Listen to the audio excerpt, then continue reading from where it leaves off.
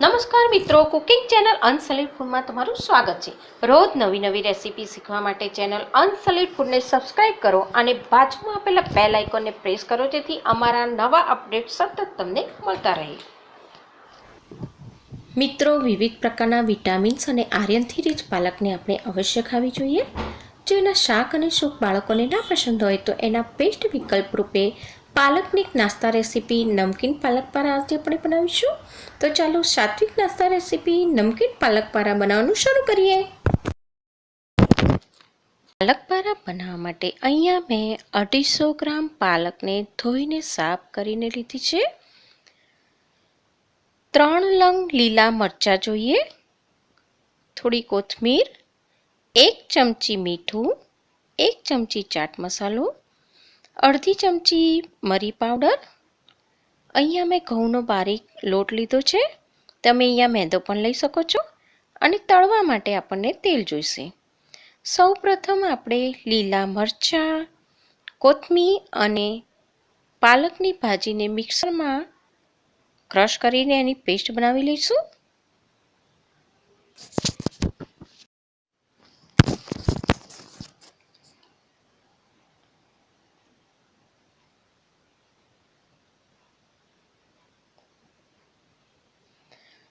Paste તૈયાર થઈ ગઈ છે।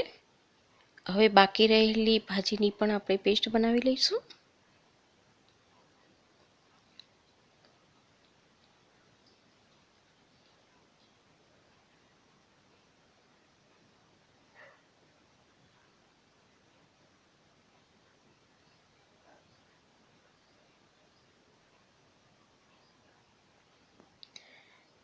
હવે શું કરવાનું છે કે જે ઘઉંનો લોટ છે એમાં મીઠું ઉમેરી દેવાનું છે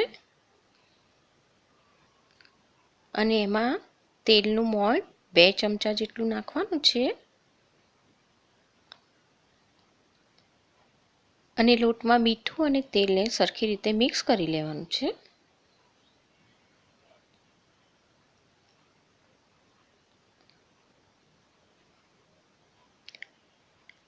લોટ બાંધવામાં આપણે પાણીનો બિલકુલ ઉપયોગ કરવાનો નથી। પેસ્ટનું જે પ્રમાણ છે અને લોટ છે એ બંનેને એડજસ્ટ કરીને જ પરોઠા જેવો કડક લોટ બાંધવાનો છે।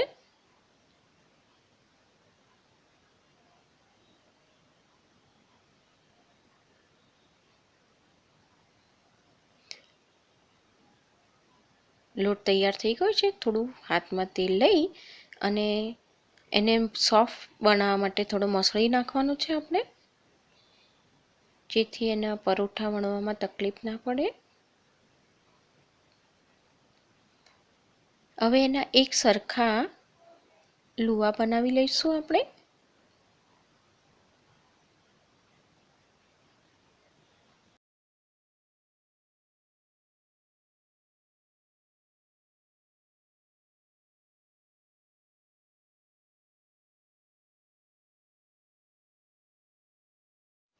પરોઠા બનાવીએ છીએ એ જ સાઈઝના લુવા બનાવવાના છે।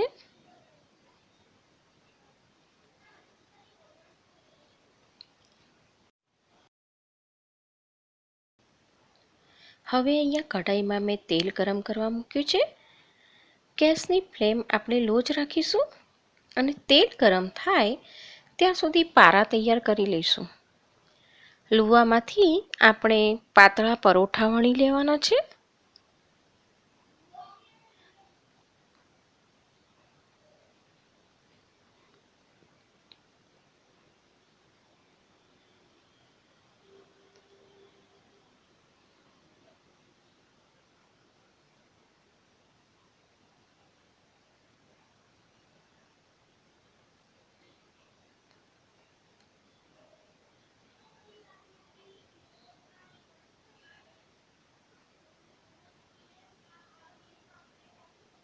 અને હવે એને ચારે બાજુથી કટ કરીને એક સરખા સ્ક્વેર બનાવી લઈશું।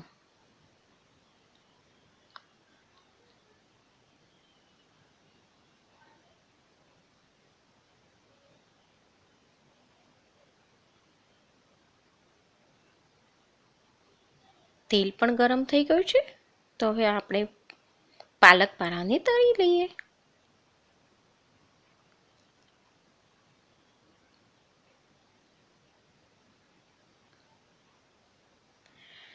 તળતી વખતે ખાસ એ ધ્યાન રાખવાનું છે કે ધીમી આંચ પર આપણે એને તળવાના છે. જો તેલ વધારે ગરમ થઈ જશે તો પારા ગ્રીનને બદલે બ્રાઉન થઈ જશે. તો આપણે એને ગ્રીન રાખવાના છે અને ક્રિસ્પી પણ બનાવવાના છે. તો એકદમ મધ્યમ આંચ પર જ એને તળવા દઈશું.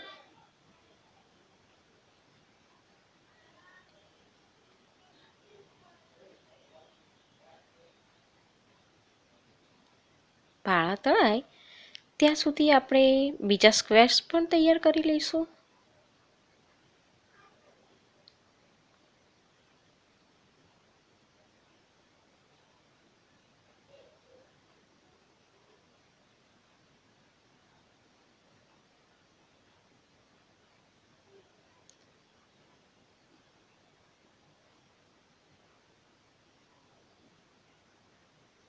હવે આપણે એને એક પેપર નેપકિનમાં કાઢી લઈશું, જેથી તેલ વધારાનું બધું એબ્સોર્બ થઈ જાય. અને સેમ પ્રોસેસથી બાકીના પારા પણ આપણે તૈયાર કરી લઈશું.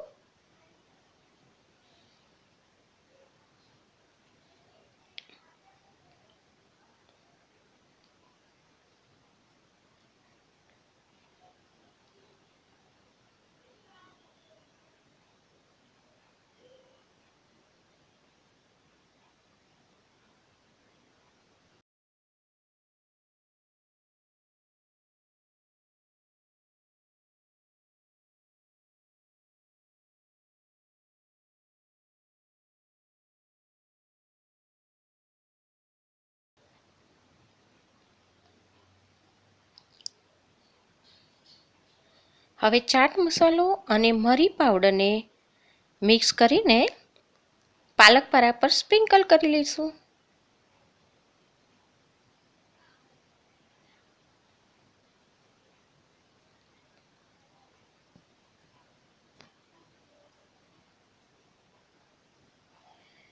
મિત્રો, હેલ્ધી પાલક પારા તૈયાર છે. તમારો દિવસ મંગલમય રહે તેવી શુભેચ્છા સાથે ફરી મળીશું નવી રેસીપી સાથે નેક્સ્ટ વિડીયોમાં. Thank you.